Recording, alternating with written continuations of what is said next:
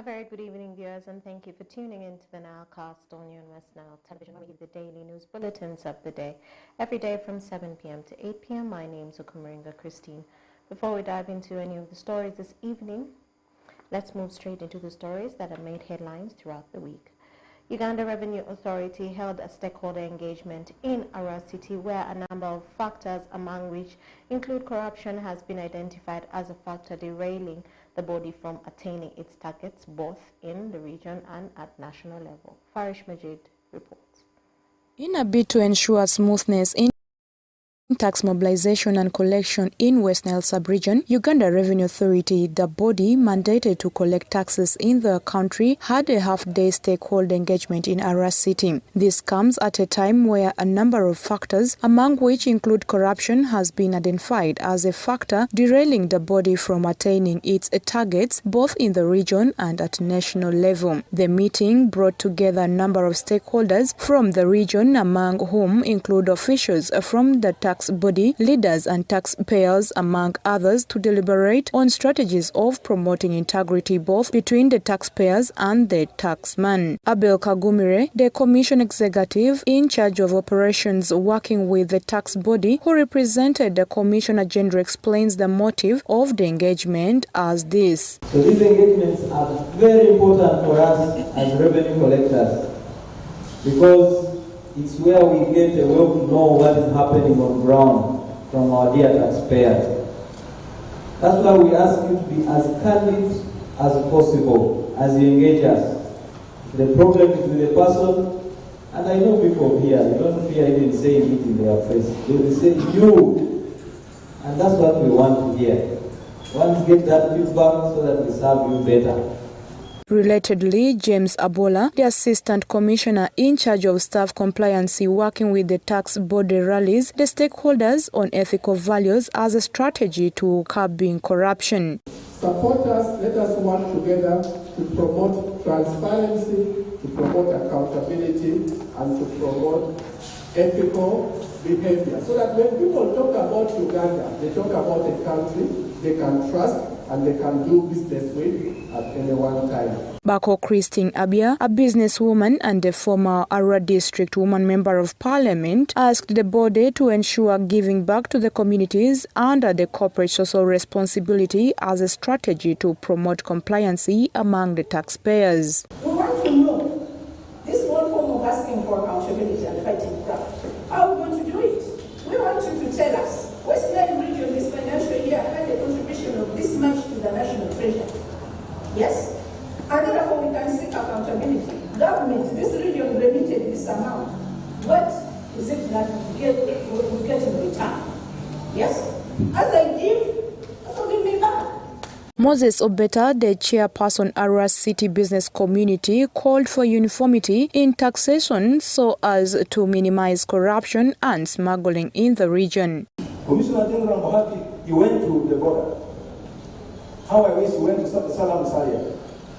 And look on the other side and see the goods that they are ready to be dispatched to come this way.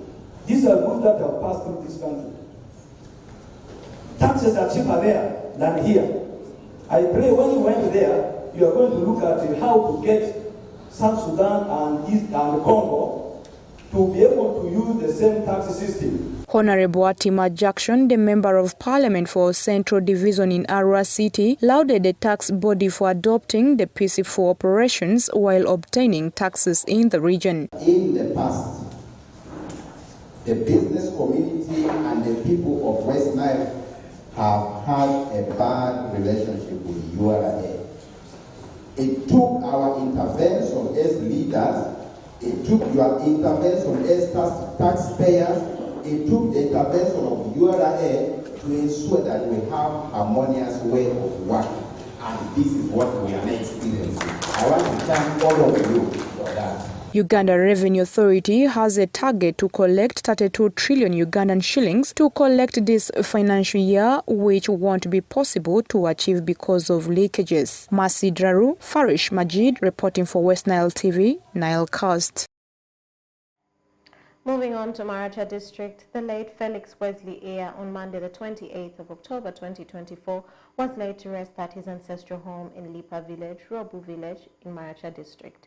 He passed away on the 25th of October 2024 due to complications of a stroke that he suffered from a long period of time. Take a look. Monday, 28th of October 2024 was a great but dark day in Maracha District as Mr. Felix Wesley Aya, who has worked in numerous sectors but famously known for working as the Deputy Commissioner in Uganda Revenue Authority, was finally laid to rest at his ancestral home in Lipa Village, Rob Parish in Maracha District. He passed on Friday, 25th of October 2024, with stroke after battling it for a longer period of time. Ndaro Jessica, one of the closest daughters of the late, highlights the public with his biography. Mr. Felix Aya has been a civil servant for a long time, though retired. He worked with URA as a commissioner. He worked with Uganda Development Corporation as the director. He also worked with Uganda Hotels as a manager in Fairway Hotel and Hotel Equatoria. And he was also a manager Lake Katwe Salt Company. We are proud of the legacy he has left, being a civil servant and a good parent. And he has not been well. The cause of his death is complication related to stroke, to acute stroke. May his soul rest in eternal peace. Driwaru Jennifer, Women Member of Parliament in Maracha District, says late has been so inspirational in the development of Maracha, especially in the upbringing of children. He has been very instrumental in the development of Maracha, and in particular in upbringing children. He has been a disciplinarian, and he will not even mind that this is not my kid, and this is the way to go. Jack Chandiro, daughter to the late who doubles as a professional Ugandan artist, similarly acknowledges the transformation her late dad has brought into her life. I don't think I need to explain what my father has been in my life, because for the rest of the world to know anything about me is because of him. So if there's anything that you know about me, it's because of my handsome, forever loving father, Mr. Felix Wesley. Monopoly, one of the famous Western artists and the family friend, says indeed Leti has been very inspirational. We're here because of the tragedy that happened. My sister Jackie Chandiro actually lost the father. This is the funeral that we are in for. We're so saddened by the death. We are not even we are so sad that this happened. I got to know Jackie a long time ago. Yeah. Jackie is an artist that we grew up listening to. She actually even gave me a collabo. We did music with her and stuff. So the dad has been ill and passed on, but let's believe the dad is in a very better place. That is what we believe. This is the journey that we're all going to face. Mr. Felix Wesley Aya has left a legacy after working in so many different sectors, hence achieving a lot, and he was born on 17th of Feb 1946 and died on 25th of October 2024. Oraku Benson Pastore, West Nile Television Nilecast. Moving on to Obongi District, during an engagement meeting with education stakeholders at Obongi District Council Hall, it was revealed that the absence of school feeding program in the schools within Obongi District is affecting the performance of learners. Okumu Dominic reports. The engagement meeting aimed at identifying the gaps affecting the performance of the learners across the district and forging a way forward so as to make the learners compete with the rest of the learners across the country and improve their performance in the national examinations. Mr. Ngala Patrick, the District Education Officer of Obongi, during the engagement meeting said the absence of school feeding programs in schools coupled with a bad peer pressure results into poor performance and high rate of dropouts in schools, but said they are trying their best to engage the parents on the matter so as to let the children remain in school and complete their studies. School feeding program, parents, we are trying our best to ask parents to feed the children in school. Now, when a child comes empty-handed and with empty stomach, the school becomes a very difficult place to stay. Those are some of the reasons why there's high dropout rate. The peers who drop out also encourage their peers to come out of school. Those idling boys around the trading centers, they encourage others. This is a very common phenomenon in Obongi, which is something to be fought. Mr. Mpimbaza Samuel Hasaka, the resident district commissioner Obongi, pledged to support the schools in convincing the parents to voluntarily support the school feeding program, saying it's the mandate of the parents to feed their children, and cautioned the parents to desist from neglecting their own responsibilities of feeding their children or risk facing the law. I want to repeat, I'm ready to join the leadership for us to go and convince the parents to voluntarily pay, to go and tell them about the importance of feeding our children, whether for them to pack food and take it to school, or whether we can contribute money voluntarily for the children to eat at school. All of you are parents. How many of you wake up and take breakfast? Rama has been telling us, you wake up in the morning, sweetheart, eat sweetheart, take tea. Mrs. Joyo Harrit, an educationist, recalls that the Education Ministry had some time back launched school feeding program in schools, but wonders why the schools in Obongi are not embracing the program, and urge parents to always consider feeding their children well, since it's their responsibility to provide food for their children, be it in school or at home. I remember in April 2018, the first lady, the Minister of Education, made it very clear and launched the school feeding mobilization campaign in the country. It is a responsibility for all the leaders to ensure that the parents ensure that the children are fed, whether in school, whether at home, it is mandatory. How far will we move with that? We are talking of the education ordinance for this local government. Is there a way we can factor that this school feeding program as part of that?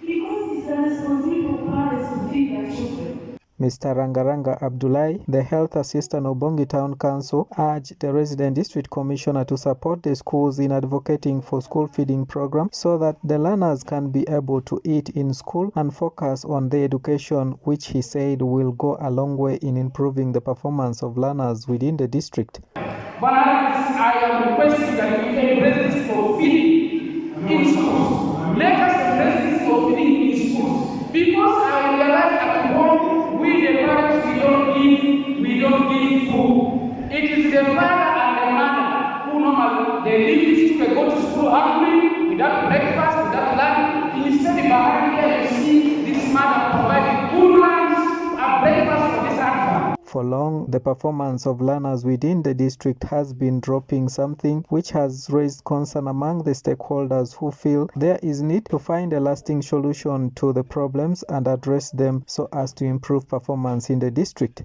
Dominic Anthony Okumu, West Nile TV, Nile Cast.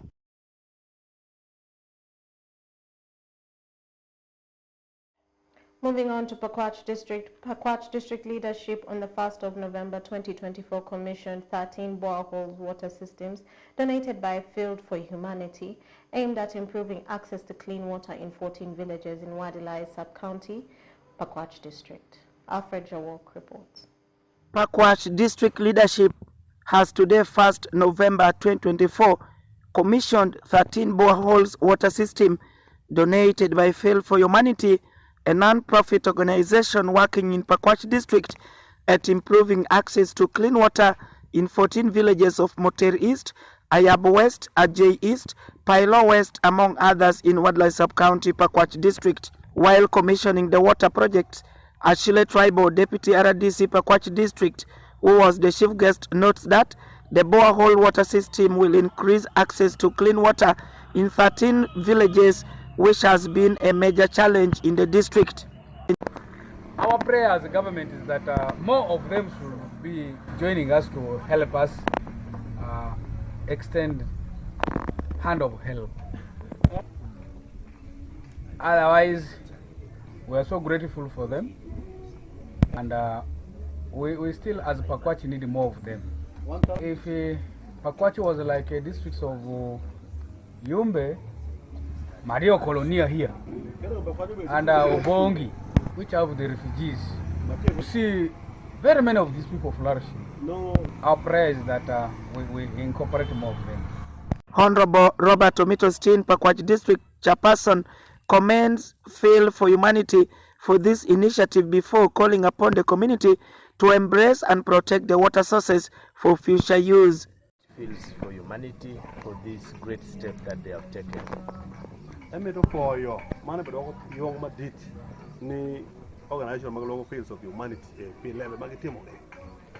know issues of bureaucracy and procedure has led so many communities not to benefit from programs. Sometimes. Back when we started the district and I became the chairman, I made all efforts to talk to my staffs, beginning with the cow. That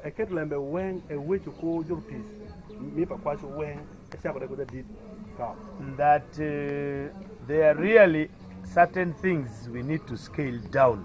We allow what can go to the people to go, and then some of those procedures can follow.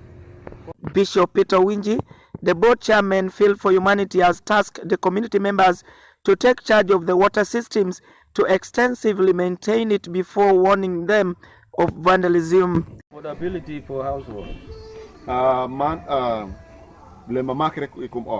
Some community members find it difficult to pay the nominal fees for water.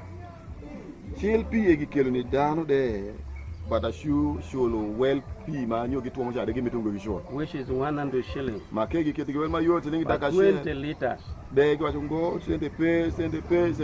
Although this fee was necessary for maintenance.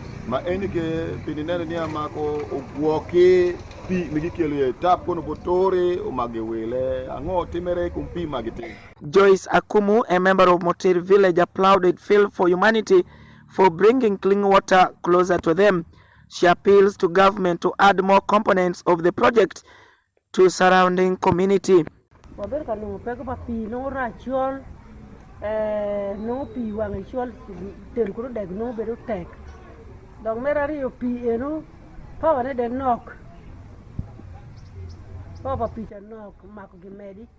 13 boreholes water system are constructed by Phil for Humanity with support from First Congregation Church, Webster Group, and Rotary Club of Webster, and will serve more than 2,500 people in Wadlai Sub-County, Pakwach District. Alfred Jawok, West Nile TV, Nile Cast.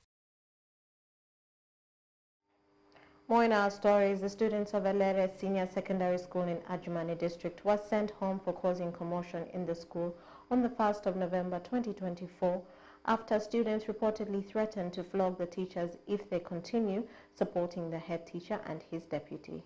Wanzima Alan reports.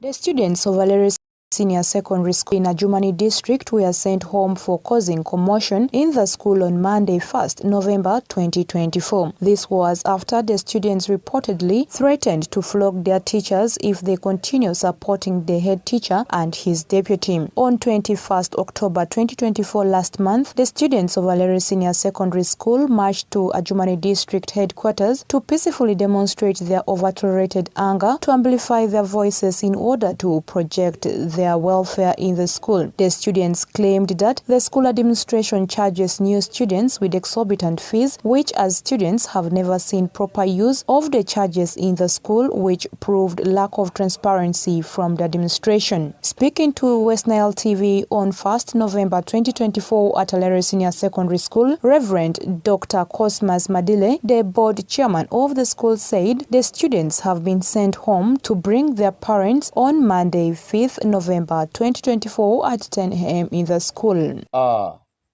We gave them letters to take to their parents. Many of them teared the letter in our presence when we are seeing it. That we shall handle by Monday as they come back. Peacefully, we've talked to them, and we have police in the school to see to it that they are sent home peacefully. Therefore, I would like the community members to pick it from me. We are here to transform the school. I know there are earlier issues that had eaten up this school. The foundation, the good, strong foundation of the school was weakened. Desmond Okello, Senior 5 student of Valeres Senior Secondary School, appealed to the school administration to reconsider their action of sending back home the students. He said some students come from South Sudan and it will be very hard for the students to move in this short period of time. The decisions you guys have made, but it's too abrupt because first of all, some of us here, let me say my brother said he came from South Sudan, for me I came across Karoma. We have not communicated with our parents. Right now we are going to be basically stranded in this outside there if we have to go. So what I plead is, first of all, when the day of coming back is too short and the time of going is even too abrupt, so I don't see any way of us leaving the school right now. Simon Duku, the head boy of the school, said the students have been sent home due to the recent peaceful demonstration march to the district headquarters. He said it is prejudicial to send students home since examination periods are nearing for the other students. They were referring to this thing which happened last week on Monday as a strike. But please, members, you caught us right, and administrators, it was not a strike. It was a peaceful demonstration about our painful sufferings down here, that which we lever to the administration, but they turned deaf ears. And so also, you elaborate our minds, as like you have said that we are going today, this Friday, that we are going to go to our parents. I don't know how we are going to go, if we are going to fly or what. But then, what is the gist that we are going to take to our parents? Why have we come back home? Is it because of the strike they were trying to settle or the demonstration? What is that particular thing? And when we come back, really, how are we going to harmonize this thing? Let us be genuine in these things. And we should not now also hold other people as culprits, because this thing here is done for, we want to see our school also revive back the lost glory of the school. For long, the students of Valeres Senior Secondary School have been asking for replacement of the school head teacher and his deputy due to lack of transparency in the charges embedded on them. Mercy Draru, Alan Onjima, reporting for West Nile TV, Nilecast. Moving on to Nebi District, during the commissioning of the Muslim Vocational School in Tinkori Alala Parish, Nebi District, the incumbent leaders of Nebi District have urged all contestants willing to contest in the different political positions to be united in order to achieve their sustainable goals for development. Take a look. As 2026 general elections near, the incumbent leaders of Nebi District have urged all contestants willing to contest in different political positions to be in unity in order to achieve their sustainable goals for development. This was observed by the incumbent leaders of Nebi District on 1st November 2024 during the commissioning of a Muslim vocational school located in Tinkori Alala Sub-County, Nebi District. According to Honorable Hashim Suleiman, Member of Parliament, Nebi Municipality, it has come to his knowledge that there is disunity among those willing to show their interest to contest in 2026 general elections. Though the official campaign period has not been announced, some aspirants in Greater Nebi have started making hate speech against their opponents. About war, Madokuni war. I don't understand why the word war should become war. Moreover, we are Muslims, and the Poidonia Islam is peace. Islam is peace. So what type of peace are we promoting as Muslims? Mawaduwaku the word war to become war. And moreover, ngatigi gibebinu kakelu development. Iwu idengomu, instead you start fighting that development. These are the issues it's the same issue. How to tell a people function, meaning there is that problem. Because wakudu wanitelaba, unutela in padini, wanwatela in papati, to pa culture the level besemi kumeli, who Pierre Mabet than what we to go again. Honorable Isaac Otimgiu, Member of Parliament, Padiri County, equally warned some aspirants who have started their consultations with the words to promote criticism among the electorates. Kawabilu kamae kanenemania watelo kudutela wabilu kadikonyo kudum masjid mwa wafoyo sana. Governmenti twerungo kate mopin sheke twerungo kawoni Sheikh Muzamiri kuyole pare mi lobby ekeli wakawoni endie school kabedo maendi so wakepati shika wanene wafoyo because any government iko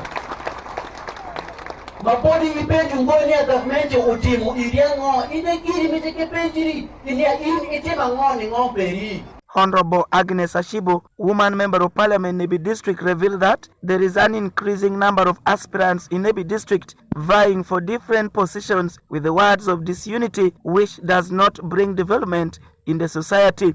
She advises electorate to be vigilant and make their right choices when time comes. Foyo dini mo kuma ponyo ngolambe ko mongo ngo upe pare wanyote ndo wane ni kukura mwako timo mwa marejo megupara wa meguchingwa wa gugu pachu mwa mate wa nyuti dini na uya mwa ingati miti pachu peri wadi anati ko pachu para pachu mayutu pe district kazi tela moyo da tek we wa mon mo beri pachu en jeshira chira but kai shire nwangibe kwayo mungu makukoni ni neno leme matira kulembe matirango kare ishungi witindi. Reports from Nebi district indicate that over 8 aspirants have shown their interest in Nebi woman member of parliament seat, 9 in Padire seat, and 4 in Nebi municipality seat, among others. Alfred Jawok, West Nile TV, Nile Cast.